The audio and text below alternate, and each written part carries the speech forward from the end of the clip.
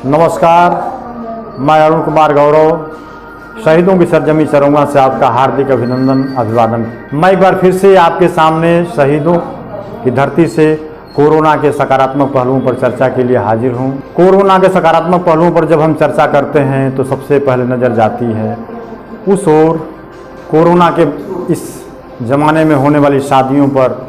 जो खर्चीली शादियाँ हमारी होती थी उस पर एक बैक विराम लग गया, ब्रेक लग गया। इस बारे में हमने कभी सोचा भी नहीं था कि ऐसा भी हो सकता है जब शादियों में होने वाला ये खर्चा बेहिसाब कभी रुक भी सकता है क्या, इस पर लगाम भी लग सकती है क्या। मगर ये हुआ और कोरोना ने किया, यह कमाल की बात है। आइए जरा सा पीछे पलट के हम देखने की कोशिश करते हैं। शादी विवाह के समाज में सबसे खूबसूरत संस्कार हुआ करता था, हमारे गृहस्थ जीवन की यह बुनियाद था। आप जरा डोली के ज़माने की उन शादियों को याद करिए, अगर आपने देखा होगा। बारात जाने की तैयारियां कितने शौक से लोग किया करते थे। बारात जाने की तैयारियां होती थी, हाथी घोड़े और बैलगाड़ियां सजती थी बारात जाने के लिए। शादी के मौके पे कितनी चहल पहल हुआ करती थी हमारे गाँवों में और शहरों में।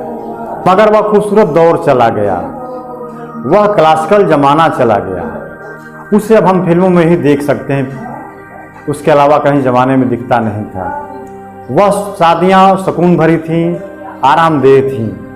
अफरा तफरी, आपाधापी, बेचैनी नहीं हुआ करती थी, क्योंकि पास पड़ोस और समाज के सहयोग से वो शादियाँ हुआ करती थीं। पूरा समाज उसमें शामिल हुआ करता था, पूरे दिल से, पूरे मन से। और शादी के इस मुबारक मौके पे, पवित्र दिन पर वर वधू दोनों पक्ष बड़े आराम के साथ बिना तनाव के शादियों को संपन्न कराते थे, मुकम्मल कराते थे।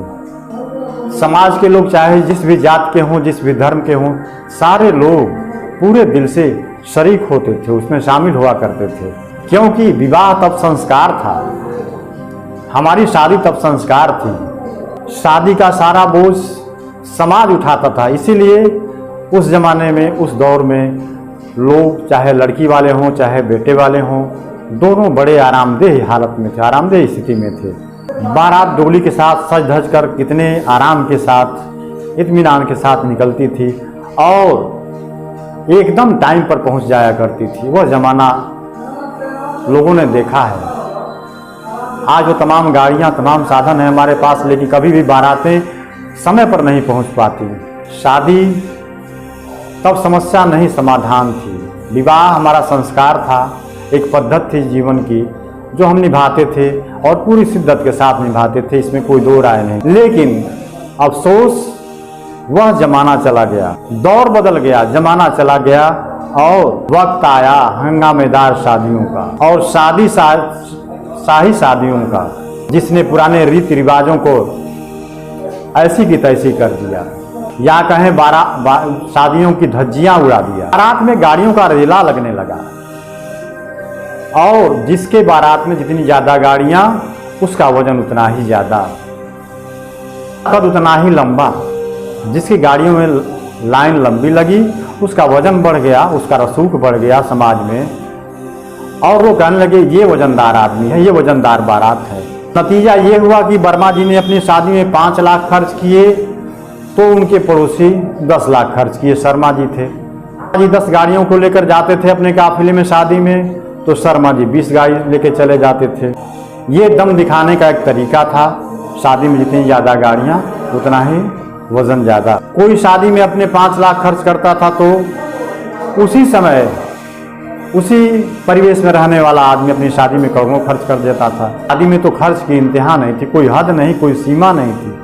कितना खर्च किया जाए इसकी सरहद कोई बना नहीं पाया। तो तब हो गई जो ऊंचे बड़े घरानों में शादियों में हेलीकॉप्टर से फूलों की वर्षा होने लगी। विवाह संस्कार का संहार तो तब हो गया जब हिंदुस्तान में बैठकर इसके जानकार ज्ञानी लोग लाइव वीडियो से अब शादियां कराने लगे, सात समुंदर पार इंग्लैंड और अमेरिका में बैठे हुए लोगों को।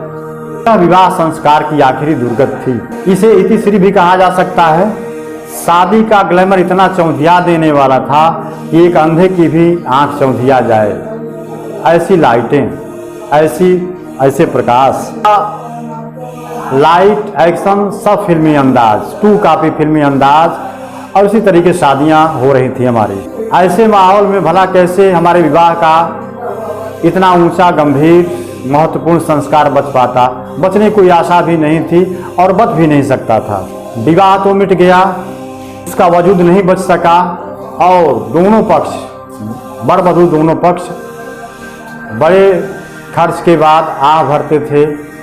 बरसों तक उनका कष्ट देखा नहीं जा सकता था।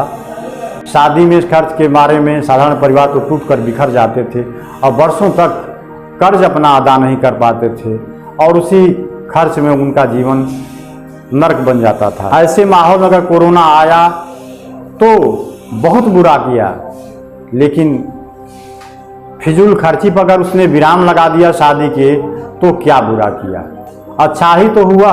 अब आप पूरी सादगी के साथ अपनी शादियां करेंगे, पूरे इत्मीनान के साथ, कोई आपाधापी, कोई अफरा तफरी, कोई बेचैनी किसी को नहीं होगी। अब शादी के बाद आह भी नहीं भरेंगे कि हमने बहुत ज़्यादा खर्च कर दिया, टूट गया हूँ, बिखर गया हूँ। अब कितने वर्षों के बाद ये हालत सामान्य लौटेगी, इसकी चिंता करने की कोई ज़रूरत आपको, हमको, किसी को भी नहीं। अब बेटे बहू को आप लोग आराम से आशीर्वाद दे सकते हैं पूरे दिल से, क्योंकि आह भरने के लिए कोरोना ने मौका हमें नहीं दिया। शादी के बेहिसाब खर्च सब, किसी की कमर नहीं टूटेगी। कोई किसी बाप को जो बेटी की शादी करने जा रहा है उसकी नींद हराम नहीं होगी। शादी का ये सादगी भरा अंदाज आपको अच्छा नहीं लगा? अगर आपको अच्छा नहीं लगा तो मैं माफ़ी का तलबगार हूँ, लेकिन मुझे तो बहुत पसंद आया। शादी की यह स्टाइल बेहद पसंद आई। मेरी तो नज़र में ये कोरोना का सबसे बड़ा फ़ायदा जो आज की दुनिया को, हमारे समाज को, खासतौर से भारतीय समाज को जो फ़ायदा हुआ, ये बड़े फ़ायदों में से एक है। यह हमारे समाज के लिए किसी नेमत से कम नहीं, किसी वरदान से कम नहीं। आखिर में कुख्यात कोरोना के तमाम शहीदों को मेरी श्रद्धांजलि और हमारी जान बचाने में लगे हुए हमारे जंगबाज लड़ाकू लोग जो हमारी जान बचा रहे हैं, उनको मेरा सत सत प्रणाम है। आपका भी बहुत बहुत धन्यवाद। आप मुझे सब्सक्राइब कर रहे हैं, लाइक कर रहे हैं और शेयर भी कर रहे हैं। पूरा वीडियो देखने की कोशिश करें, इससे फ़ायदा हमारा होगा, क्योंकि YouTube पर आपका हमारा साथ कुछ और आगे बढ़ जाएगा। नमस्कार।